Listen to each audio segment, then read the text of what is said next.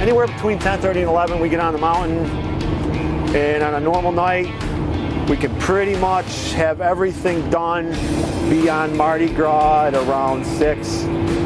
That's usually our target, is have a couple guys on Mardi Gras about 6 in the morning. But 5 cats can cover the whole hill pretty efficiently when we're doing what we call mowing the lawn, which is just straight flat grooming. We got to wait for ski patrol and safety to clear the mountain before we can go out. But in that time, you know, everybody's checking the oils in the machines, fluids, make sure everything's good. We pretty much have a good routine. You know, everybody knows where they're going. Have a couple guys starting east. One guy will go to Hidden Valley, do that, and then everybody works their way toward the north face and the upper area, and that's pretty much where we end up. And then last thing we'll do would be Mardi Gras, ski school, the boardwalk, stuff like that all gets done last, so it's nice corduroy in the morning when everybody starts showing up. We run, here at the Valley, we run all 600 piston bullies.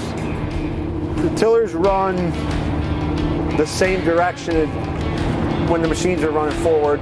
That's the way the tiller spins. And the idea is that they would chew up any ice or crunchy snow, kind of make it soft. And then the combs on the back of the tiller are what leave the nice corduroy look on everything.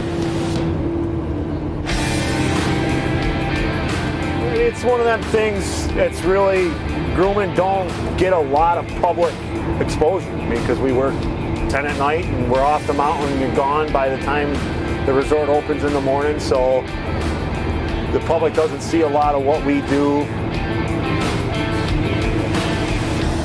I guess the whole idea behind it all is just to make the best experience possible for the customers when they're here. I mean, that's the point of getting out every night, cleaning everything up, is so that the conditions are as good as they can be when the customers are here.